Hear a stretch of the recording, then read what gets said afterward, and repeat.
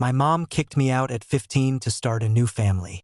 Now she's begging me to pay for her kids' college, so I gave her an answer she'll never forget. My mom had me young, just turned 19. My dad, well, he was basically a sperm donor. Mom told me he bailed the second he heard she was pregnant. They weren't even together long, so she let him go without asking for child support or anything. She just washed her hands of him. She said it was easier that way. And honestly, as a kid, I didn't really get it. I just knew I didn't have a dad around, and that was that. I was raised by mom and my grandparents. They were pretty solid, always there when we needed them, and they helped mom get her act together. She finished school, got a decent job, and things were okay for a while. I'd say we had a normal single-parent family life. She dated a few guys here and there, nothing serious. Then came Tom. I was about 8 when mom met Tom. I don't remember the exact details, but I remember her coming home looking all giddy, like she just hit the jackpot or something. As a kid, you don't think too hard about this stuff. I was just like, cool. Mom's happy. When Tom started coming around more, I thought it was kind of nice. He was all right, didn't give me any grief, and he'd play catch with me sometimes or take me to the park, normal stuff. Fast forward a few years, and they're getting married. I was around 12 at the time. While I wasn't exactly super close to Tom, I didn't mind him either. He was just there. We weren't a tight-knit family or anything, but we got along, and that was enough for me. After they got married, things changed a little. I noticed my mom being a bit more distant. Nothing crazy, but just small stuff like she'd spend way more time with Tom and less with me.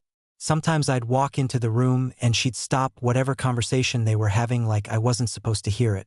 I'd ask her what they were talking about and she'd just brush it off saying it was adult stuff. I guess it's normal, but I'd be lying if I said it didn't sting a little. Things really shifted when I was around 16. Mom and Tom had been married a while and then she got pregnant not just once, but with twins. Suddenly, they were like a real family unit and I was, I don't know, just kind of there. I tried to be supportive. I was genuinely excited to have siblings and was happy for my mom. She'd been through a lot raising me on her own, and I thought this would be a good thing, but looking back, I was pretty clueless about what was coming. Once she was pregnant, things started feeling off. It was like I was an outsider in my own house. I tried to talk to her, ask her how she was feeling or if she needed help with anything, and she'd just get annoyed. At first, I brushed it off as her just being stressed out. Pregnancy isn't easy, right? But it kept happening. Every time I tried to do anything helpful, she'd snap at me, saying stuff like, "Just give me some space. Okay? Her and I can't handle this right now." So I backed off. I figured maybe she just needed her own time or whatever. Then the twins were born, and man, that's when things went from weird to full-on messed up. I remember coming home from school one day, and the house was just different. There were baby things everywhere. Mom and Tom were running around all stressed, and I felt like I didn't fit in. They were totally focused on the twins. I mean, I get it. They're babies. They need a lot of attention. But it was like I turned invisible. For the next few months, it was all about the twins. Every conversation, every family thing, it was all about them. I kept trying to be part of it, to be a good older sibling, but they just kind of shut me out. Mom especially, if I so much as asked her to come to one of my soccer games, she'd look at me like I just asked her to fly to the moon. "I know I'm busy with the babies," she'd say every time. Eventually, I stopped asking. I stopped expecting her to be there for me at all. Then one day, she and Tom sat me down at the kitchen table. They looked all serious, like they were about to break some big news. I honestly thought they were going to tell me we were moving or something. But nah, this was way worse. Mom started off saying, "We need to have a talk about the future." Then Tom jumped in talking about how things were tight with the twins and they were struggling to make ends meet. I just sat there nodding, thinking, so, okay, where's this going? And then she dropped it. "We think it would be best if you stayed somewhere else." I was stunned. "What? Like, move out?"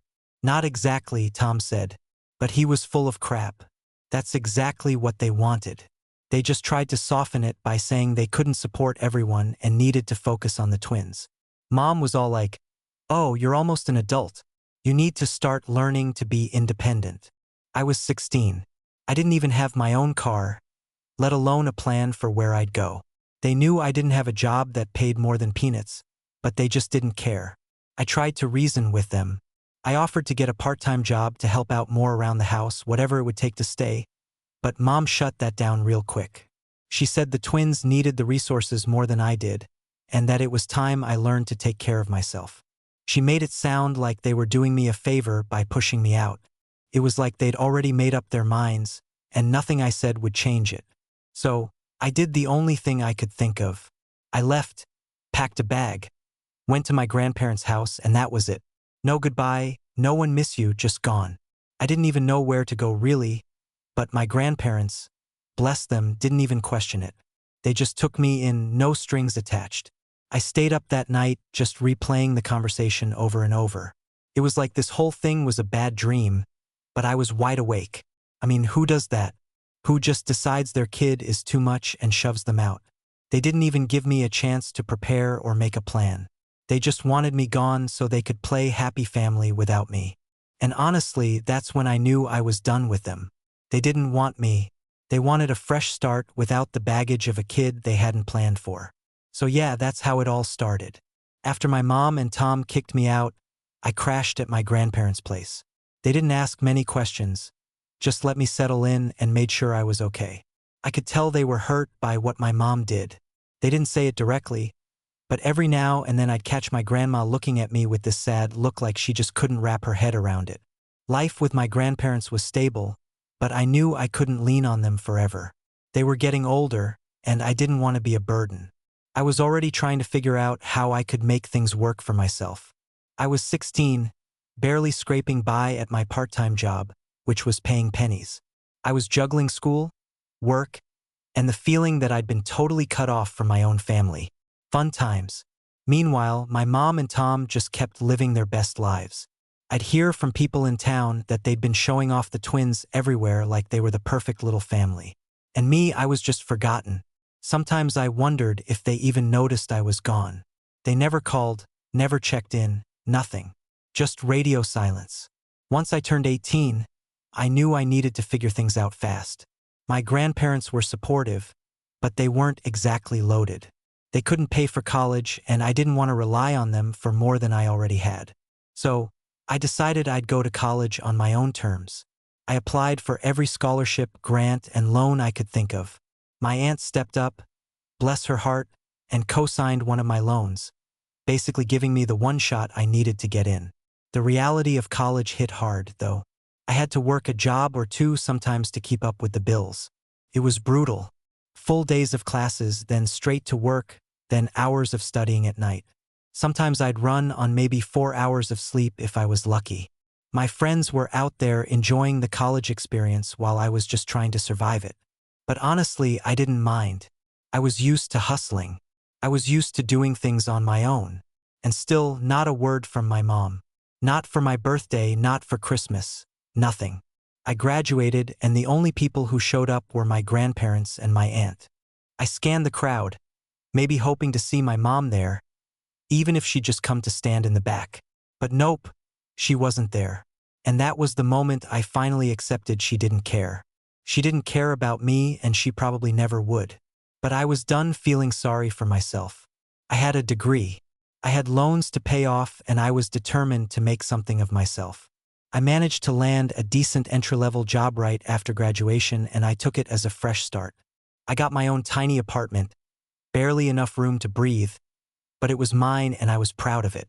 Those first few years out of college were rough. My pay was just enough to scrape by.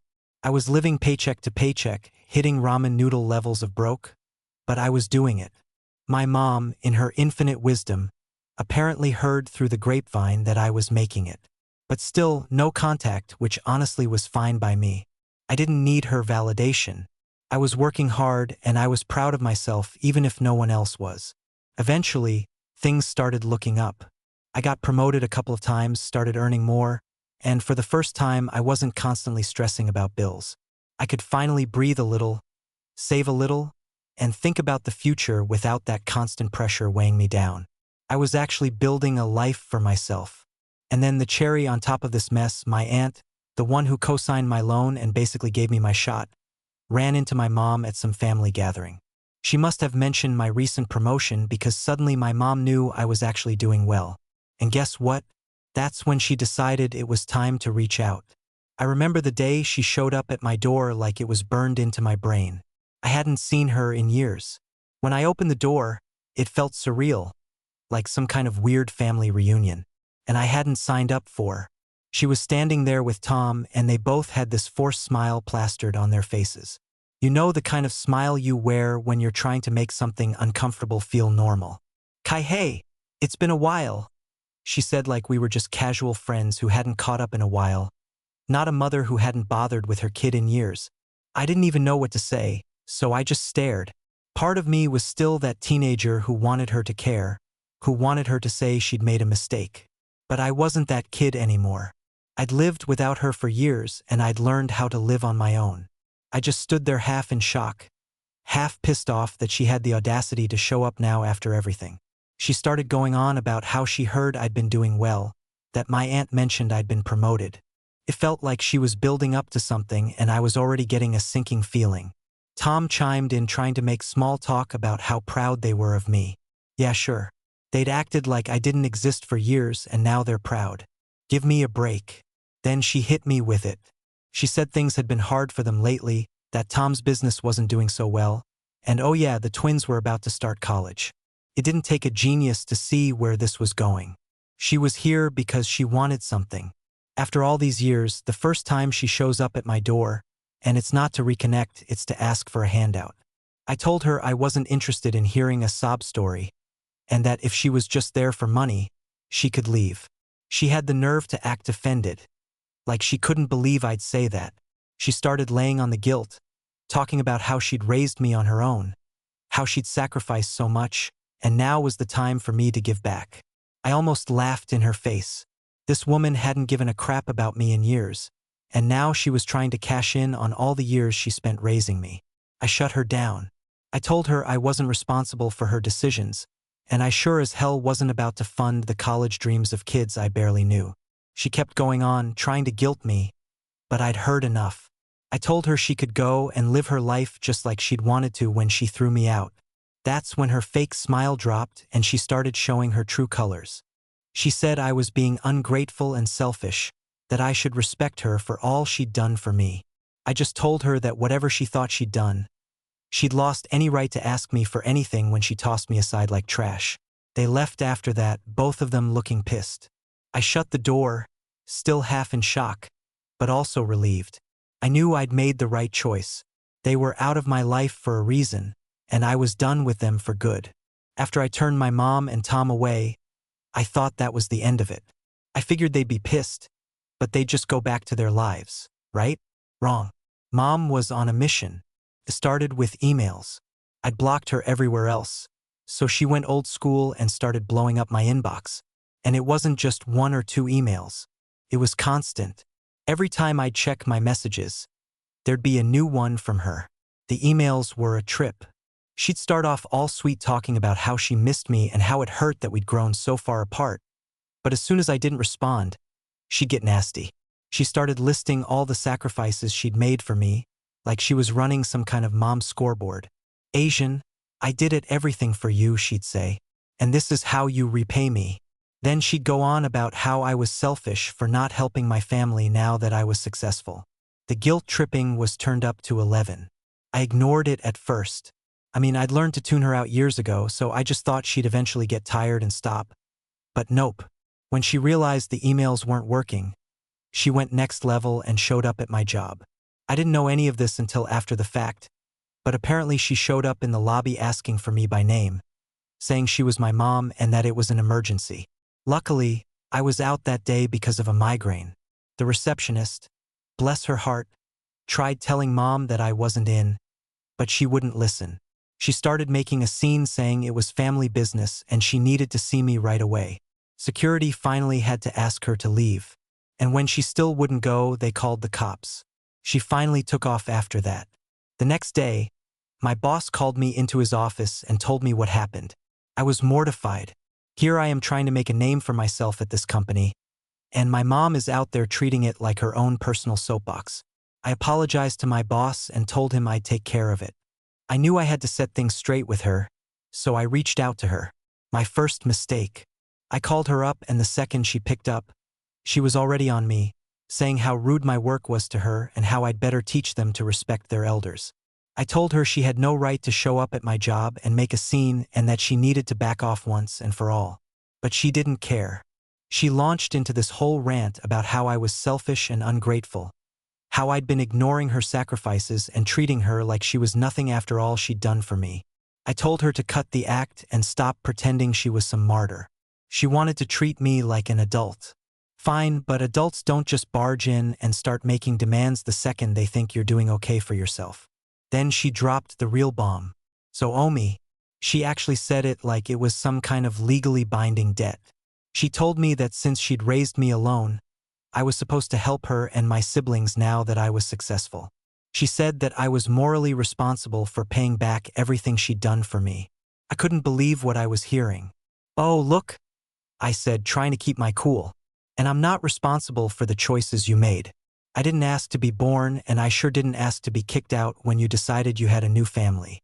I told her that if she thought guilt tripping was going to change anything, she was dead wrong. I hung up after that, blocked her new number, and thought maybe that would finally send the message. But of course, she found another way. She made a new email address and started up again. Same crap, different day. She'd go from being all tore me to outright nasty in the same message. "After all I've done for you, you just turn your back on me," she'd write, acting like I owed her a fortune. She'd tell me that I was cold and selfish and that family comes first. It was like a broken record over and over. My grandparents were still in contact with her, mostly because they wanted to see the twins now and then. They didn't want to lose their relationship with my half-siblings, and I got that. I didn't ask them to pick sides or anything. But eventually, the whole situation came up when I was over at their house, and they asked what was going on. I laid it all out for them. Everything she'd been doing, all the demands she'd made. My grandpa just shook his head, and my grandma was practically speechless. They were as disgusted as I was, but they told me they'd try talking to her. They must have had a conversation because the email stopped for a little while. I thought maybe, just maybe, she'd finally backed off. I even let myself relax a bit, thinking I'd gotten through to her. But nope, not even close. One day I got an email, but this one wasn't like the others. It was short, just a few lines, but it was loaded with threats. She said if I didn't meet with her, she'd have tipped to take further action. She didn't specify what that meant, but the tone was clear. She was trying to scare me into giving in. I didn't know if she was serious or if it was just another one of her guilt-tripping tactics, but it was enough to get me looking over my shoulder. I ended up reaching out to my aunt, the same one who co-signed my loan, and explained what was going on. She was furious, saying my mom was way out of line and that I should just go no contact for good. She suggested that I talk to a lawyer, maybe even consider a restraining order. I wasn't sure if that was overkill or not, but at this point, I was so fed up that I was willing to consider it. I replied to my mom's email, trying to keep it brief and professional, just saying I wouldn't be meeting with her and that she needed to stop contacting me. I told her that if she kept harassing me, I'd be forced to take legal action. I hoped that would scare her off, but honestly, I doubted it. Mom wasn't the type to back down when she thought she was owed something. Sure enough, the next morning, there's a voicemail from her practically begging me to reconsider. She said she was desperate, that things had gotten so bad for her and Tom, and she couldn't believe I'd just leave them hanging. I listened to it once, deleted it, and blocked the number. I was done. For the first time, I finally saw her for who she really was. She wasn't here to reconnect, to make amends, or to build a relationship. She just saw me as a way out of her mess, and she was willing to do whatever it took to guilt me, threaten me, and manipulate me into giving her what she wanted. So yeah, I had my answer. She'd burned that bridge long ago, and now she was standing in the ashes wondering why I wouldn't help her rebuild. And after everything, I was perfectly fine leaving it all behind. Update 2. After I blocked my mom's number and ignored her emails, I thought maybe, just maybe, I'd finally gotten the point across. I was clear with her. I didn't owe her anything. I wasn't going to fund her life, and if she kept pushing, I'd get legal help. I honestly thought that was the end of it, but I clearly underestimated just how desperate she'd become. The woman was relentless. A week after the last voicemail, I got home from work and saw her car parked outside my apartment building.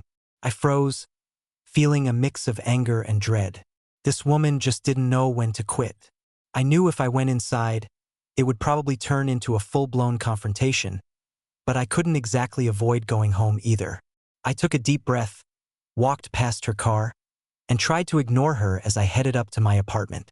I hoped she'd get the hint and leave, but as soon as I got to my door, I heard footsteps behind me. She'd followed me up. Before I could even get my keys in the lock, she started on her usual spiel. "Did you really think this is fair?" she demanded, her voice all shaky like she was about to cry. "In fact, after everything I did for you, you're just going to turn your back on me?" I didn't even want to engage, but I was tired. Tired of the emails, tired of the voicemails, tired of the guilt tripping and the surprise pop-ups. I turned around and faced her, trying to keep my cool. "Oh, look, we've already been over this," I said, keeping my voice steady. "And you decided I wasn't part of your family years ago. I don't owe you anything. So, stop showing up at my job. Stop emailing me. And stop coming to my apartment." She looked at me like I just slapped her. "You're acting like I kicked you out for no reason. You were old enough to take care of yourself. You didn't need me anymore," she argued, her voice rising. "But now you have a responsibility to your siblings, their family." I couldn't believe the nerve. "You're right. I didn't need you. I figured it out on my own. But guess what? That means I don't owe you or anyone else a thing." That's when she lost it. She started yelling about how ungrateful I was, how she sacrificed everything to raise me alone, and that I was turning my back on her when she needed me most. It felt like we were stuck in this endless loop where she'd rant about all the things she'd done for me, like I was supposed to be eternally grateful. But the way I saw it, a parent doesn't get to hold raising their kid over their head forever, especially not when they kicked that kid out when it was convenient.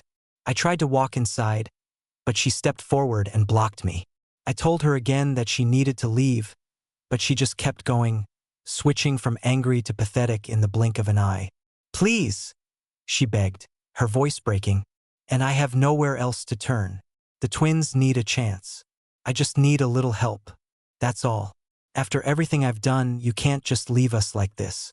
At that point, I'd had enough. I took out my phone and told her that if she didn't leave, I'd call the police.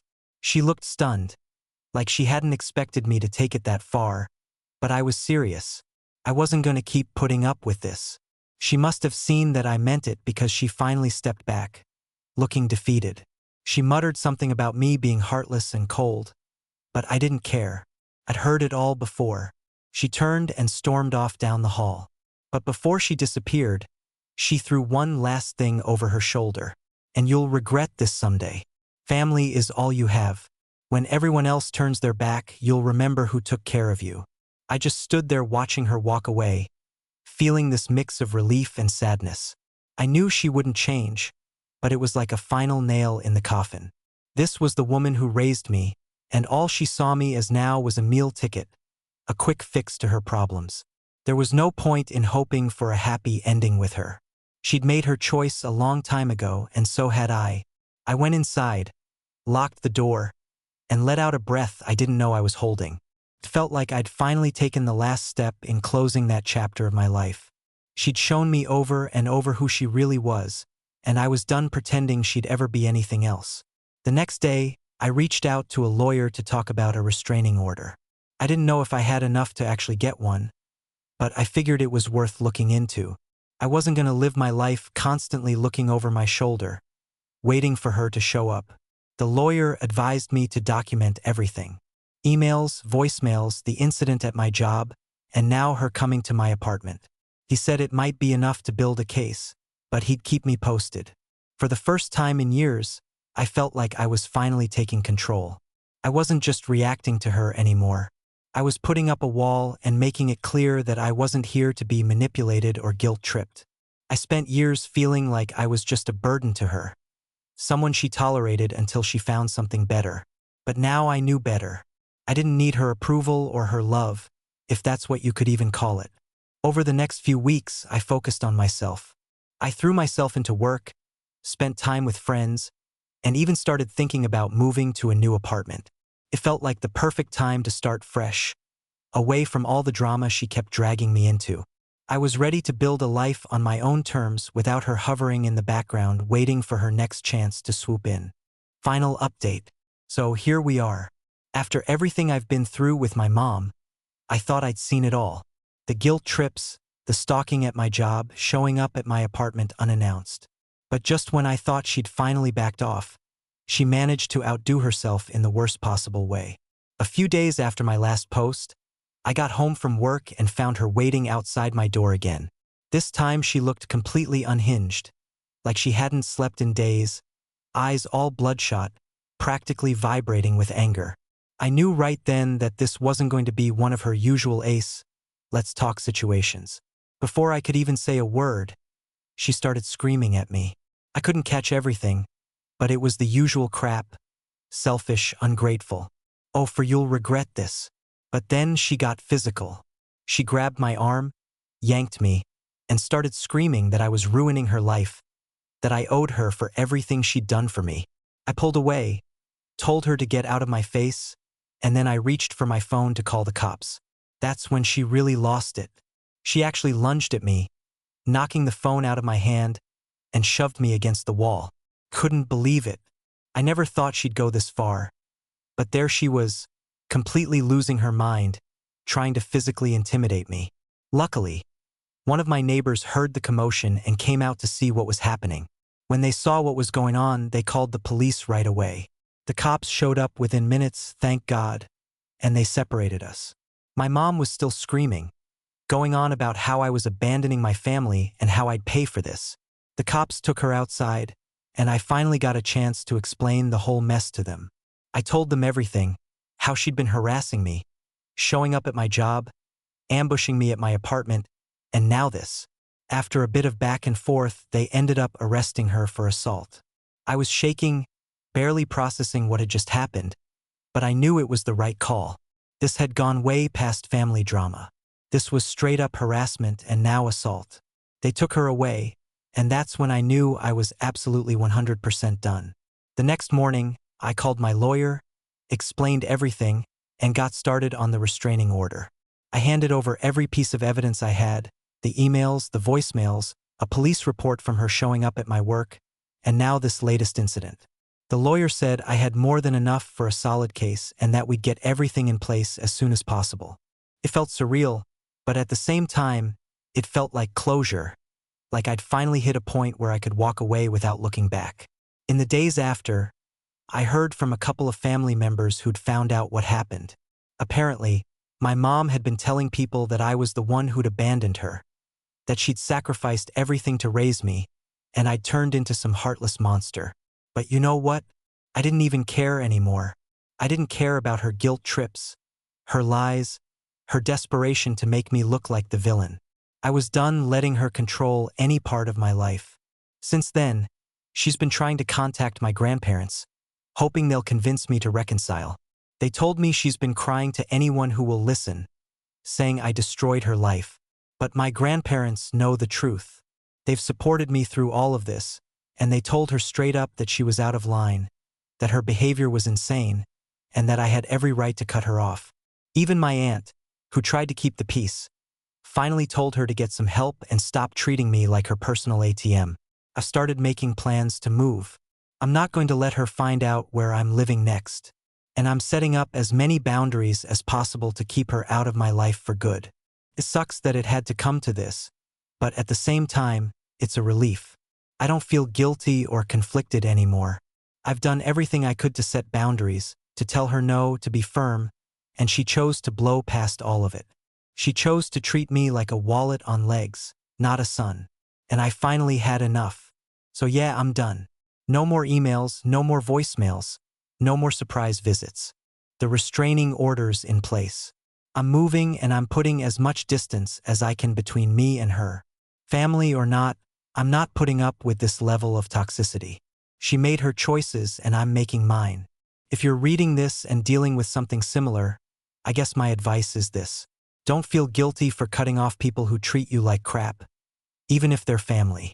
You don't owe anyone your peace of mind, your financial stability, or your mental health just because you're related. Some people are toxic, no matter the connection. And the best thing you can do is walk away and take care of yourself. It's been a long road, but I'm finally free, and I couldn't be more relieved.